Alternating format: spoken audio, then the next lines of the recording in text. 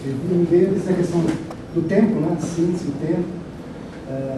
Uma por ser uma área, um texto novo para mim. E um terceiro, meu pensamento ser muito disperso, relacional e fragmentado, né? Então, eu aqui utilizei da síntese.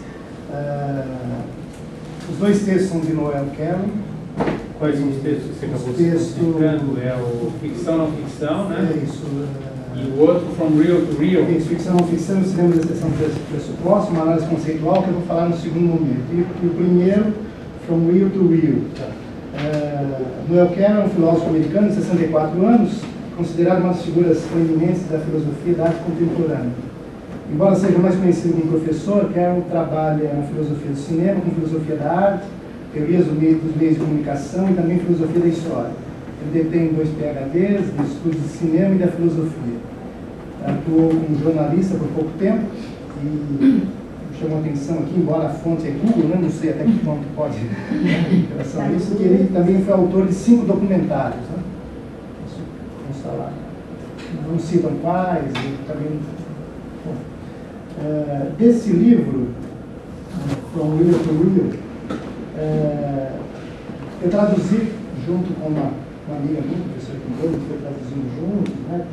E como ela não é da área, algumas revisões técnicas precisam ser realizadas, mas está todo, eu traduzi. Se o Fernando tiver interesse, pode ter, eu posso procurar a tradução de todo o artigo, e ela até disse que ficaria, né, se feita uma publicação futura, ela pode, pelo menos a parte técnica precisa ser, talvez, revista um pouquinho mais, né? Não, é bom que às vezes tem aluno de graduação. É isso, você usa muito na graduação, né? E o texto diz respeito, quer dizer, real to real é a mesma pronúncia, né? Mesma pronúncia, é uma brincadeira, na realidade é do real ao carretel, ao rolo, né? Envolvido ou enrolado, talvez ele fez até uma brincadeira, enrolado no cinema de não ficção, né? O texto, né, é um capítulo do livro, um livro, né? Diferente do outro que é um texto específico, né? Publicado um ano antes do outro que eu vou ler. Eu creio que foi escrito na mesma época, né? Esse 96 e o outro 97, publicado no mesmo Fernando em 2005. Né? Nesse texto, Cannon defende a delimitação do gênero documentário. From Real to Real, quer dizer, o mesmo som, do real ao carretel, é um texto como é a filosofia analítica. Vai e volta nos argumentos, né? Como foram publicados e creio que escritos na mesma época, muitos tópicos e exemplos fazem parte dos dois textos. Primeiro, sobre o cinema direto, o primeiro tópico desse capítulo, e depois sobre objetividade, subjetividade, ponto de vista, indexação, ideologia, representação e realismo. Cannon argumenta os argumentos de teóricos e possíveis suposições de outros, né? O que os outros podem dizer sobre. Combina com o texto sua própria frase. O cinema de não ficção permanece uma das áreas mais confusas da teoria do cinema. Né? Isso ele escreveu nessa época, ele até disse no texto que nos 20 anos, né, eu creio que desde meados da década de 70 até meados da década de 90, que teve uma explosão muito grande sobre o cinema documentário, né? Talvez aqui no Brasil, acho que isso foi bem mais recente, né? Mais recente. O documentarista observa, seleciona o seu material, manipula-o e, inevitavelmente, tem um ponto de vista. E, portanto, não pode pretendermos oferecer nada além de uma visão pessoal ou subjetiva das coisas. Ele não pode escapar do próprio meio, né? Que é a mídia que ele utiliza. Sobre o cinema direto, vou colocar uma frase dele, depois alguns tópicos que eu sintetizei aqui. Eu penso que a influência mais importante sobre o modo como o cinema de não ficção é atualmente conceitualizado foi o desenvolvimento do cinema direto, algumas vezes chamado de cinema verdade, nos anos 60. Os cineastas, aí eu pontuo esses, né, a partir do que ele escreveu, negavam a utilização de roteiros, a voz-over, reencenações, encenações, observar em vez de influenciar para capturar a vida em andamento. Essa era a tônica. Um outro item, que o espectador pudesse pensar por si próprio. Liberdade ao invés do autoritarismo anterior dos documentários. E objetivava-se a representação fílmica da realidade. Nesse texto, ele expressa uma das suas máximas, né, que o cinema direto abriu uma lata de vermes e então foi comido por eles, próprios, né, nesse texto do From Real to Real. Ele ainda... O que ele quer dizer com essa frase? Que apesar dos... Isso eu faço uma leitura, não só a partir do texto, mas pelo que nós pudemos acompanhar na disciplina, né? Que o cinema direto propunha tantas, quer dizer, eu creio que até uma visão um pouco romântica, para a época, claro, importante, né? A gente diria a curvatura da vara, né? Ele foi para o outro lado, e alguns itens que ele explora no item, que eu não vou mencionar aqui, imagino na disciplina, alguns outros teóricos foram mostrar que não era bem aquilo, né? Uma questão de encenação, a questão da montagem, né? Então, diversos aspectos que o cinema direto se propunha e em relação à subjetividade, né? A interpretação, né? Que tinha no documentário anterior.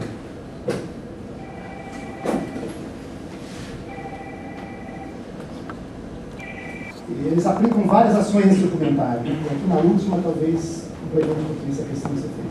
Eu queria que você pensasse depois, por exemplo, até no final, porque, na realidade, para abrir uma lata de vermes, abrir uma coisa que tem coisa muito podre, né?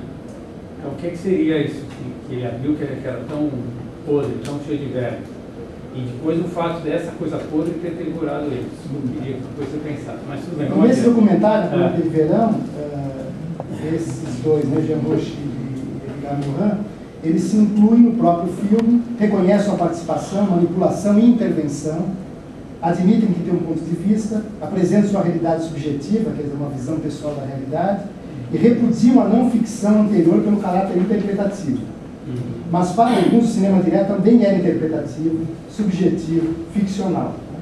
Os movimentos que ele vai, eu não vou entrar nesse tópico aqui. Depois, ele também fala sobre ficção e não ficção, indexação e intencionalidade, que eu pretendo não colocar aqui, mas depois fazer um recorte dentro do outro texto, né? Que o outro texto é Ficção e não ficção, cinema de asserção pressuposta, uma análise conceitual. O texto original de 97, depois foi traduzido em 2005. Asserção diz respeito a uma afirmação categórica, assertiva, proposição afirmativa ou negativa. Aponta, mostra, diz. Isto é, conforme até o Fernando colocou essa citação na parte. Isto é, né, o assertivo, talvez essa é a tônica. Pressuposto, né, aquilo que se supõe antecipadamente, suposição. Se a gente pegar só esses dois conceitos, asserção e pressuposto, eu acho que já daí fica bem claro, né? Diferente do outro texto, que teve muita ida, ele foi de volta, nesse aqui, eu acho que ele vai direto, porque aí ele cria um conceito, né? Um conceito de asserção pressuposta.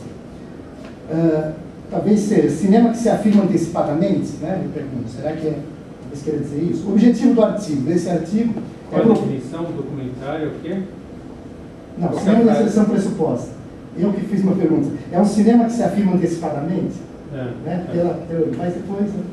Objetivo do artigo. Propor uma nova denominação para o cinema documentário ou cinema não ficcional, abrangendo também a televisão, o vídeo e a imagem digital. Então esse é o objetivo específico desse artigo. Né? Para Carroll, o conceito documentário é muito estreito. Aí, voltando ao que a Bia disse, né, de Gerson, o Gerson utiliza o termo documentário, quer dizer, na França, na segunda metade da década de 20, para ele, documentário referia-se ao tratamento criativo das atualidades. O documentário gersoniano possui uma dimensão criativa, sendo, por isso, explicitamente concebido como obra de arte. Isto, as palavras, né, no texto. Né?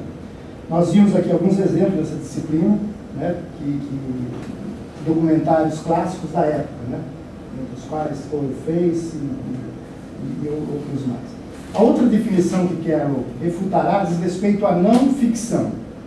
Ao contrário do documentário gersoniano, que era muito estreito, Carroll diz que o de não ficção é muito amplo. Então, o documentário para Gerson era estreito, né? E o de não ficção era muito amplo. A partir daí, ele propõe o conceito de cinema da asserção pressuposta, Carroll cria um conceito aproximando-se de Gilles Deleuze, né? Em que a filosofia, para quem o filósofo é aquele que cria conceitos. Aqui ele vai talvez nisso, né? Claro que aí eu estou fazendo uma aproximação, talvez de duas coisas que não seriam aproximadas, né? De um filósofo pós-moderno, pós-realista e de um outro da filosofia analítica, né? Carroll, para sustentar seus argumentos, utiliza-se da filosofia analítica, quem faz parte, pois o objetivo dessa é fazer a crítica do discurso. A filosofia analítica é uma vertente do pensamento contemporâneo, reivindicada por filósofos bastante diferentes, cujo ponto comum é a ideia de que a filosofia é análise dos significados dos enunciados, e se reduz a uma pesquisa sobre a linguagem. Esse autor utiliza de toda sua reflexão sobre a não-ficção. O primeiro, diferencia ficção e não-ficção. Segundo, coloca o cinema da asserção pressuposta como uma subcategoria da não-ficção e aponta problemas para essa sua proposição. Claro, isso é top, né? Básico da filosofia analítica, né? Vai apontar ele próprio os problemas para essa sua suposição, né? Sobre ficção e não ficção, alguns teóricos não postulam essa diferenciação, né? Esse é um deles, para quem todo filme é um filme de ficção. Argumenta que no cinema não há presença dos atores na sala de projeção, né? É um fato do teatro, né? Mas no cinema não tem os atores. O argumento de Médici põe em xeque a diferença entre representação e ficção. O personagem não estando presente no ato é o mesmo que dizer que uma fotografia aérea de um campo de batalha terá de ser considerada uma ficção. É isso que Carroll coloca esse exemplo, né? Carroll pergunta: a imagem do criminoso num cartaz é ficcional?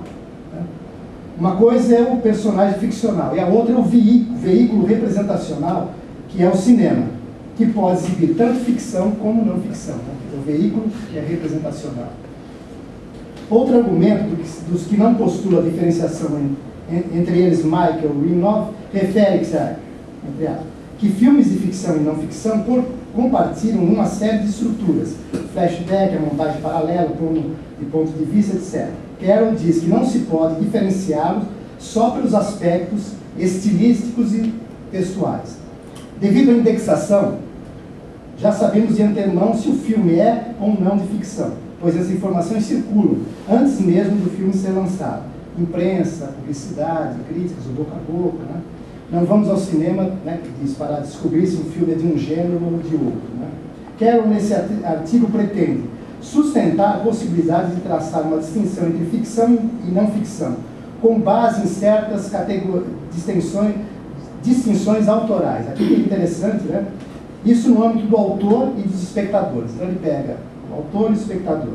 Se não é possível distinguir só pelos aspectos estilísticos e textuais, como então diferenciar ficção de não ficção? Existem sobreposições estilísticas no cinema ficcional e não ficcional, o que não quer dizer que isso impossibilita a sua diferenciação. Para responder essa questão, o autor utiliza o modelo comunicativo de intenção e resposta. Aí que ele utiliza um conceito-chave, né? Um que é a intenção do artista e o outro que é a resposta do público, né? Lembrando que isso vale não só para o cinema, mas como as outras mídias, né? Televisão, as mídias digitais, né? Aplicada à arte, pressupõe que um artista ou autor, um cineasta, por exemplo, comunica-se com uma audiência através da indicação de como pretende que esse público responda a seu texto. A razão para que o público desenvolva determinada resposta ou postura com relação ao texto seria, então, o reconhecimento por parte do público das intenções do autor, de que esse se posicione daquela maneira. Essa é chamada pelo autor de uma abordagem social, porque ele leva em consideração tanto o criador, como também o público, né? Nessa interação, nessa relação que se há a intencionalidade. Paulinho, você já pode caminhar para a conclusão, entendeu? Tá. A intencionalidade. Intenção, ficção do autor, né? A intenção ficcional do autor é de que imaginemos o conteúdo textual em questão, sendo a imaginação como um dos traços definidor entre ficção e não ficção. A intenção ficcional trabalha a questão do ponto de vista do autor e a postura ficcional refere-se ao ponto de vista do público.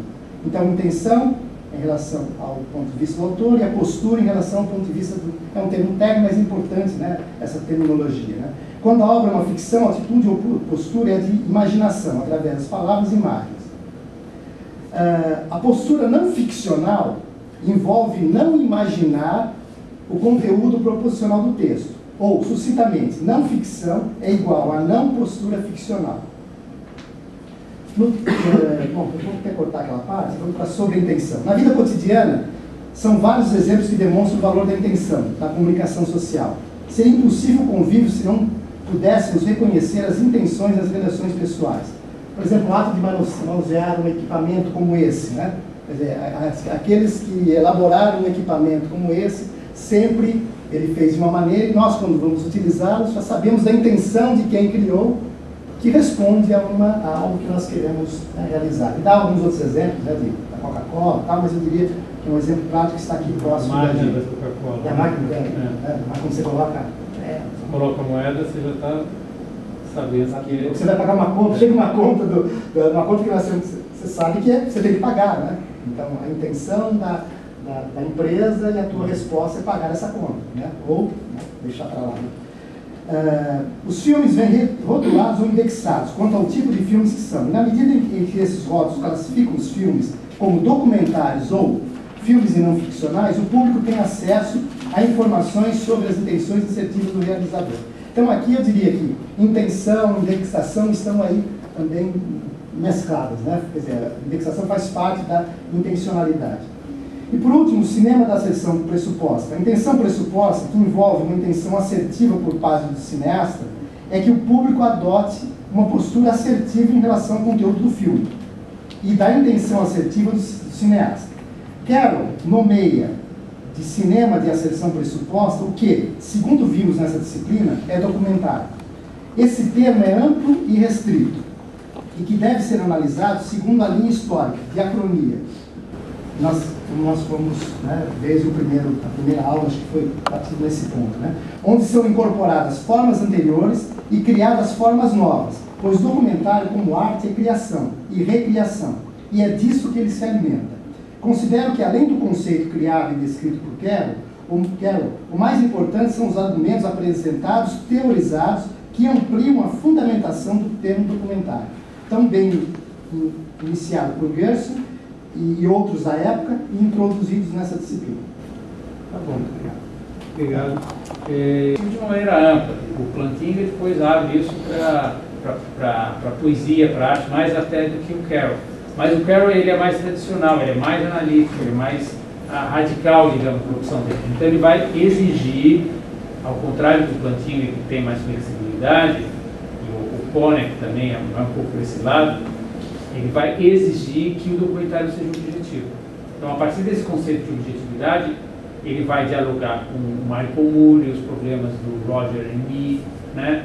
Vai dialogar com a Lili Riefenstahl, como é que a gente pode, né? Então, você deve estar lembrado, tem trechos que ele vai pensar essa questão da objetividade, né? E vai bater o pé, e é onde ele compra a briga com o Nichols, o Greenog, que são desse recorte mais pós-estrutural. Por quê? Porque para eles não existe verdade, não existe objetividade. Né? O Carroll ele consegue lidar com isso em função desses padrões de racionalidade, de argumentação. E onde ele vai descobrir esses padrões? Na lógica. Né? Por isso que esses textos às vezes são meio cansativos de ler. Porque eles ficam aquele A igual a B, igual a não sei o que, são todas aquelas formulações da lógica. Né? Mas tudo bem, eu acho que está bem exposto, você pegou os principais pontos. Né?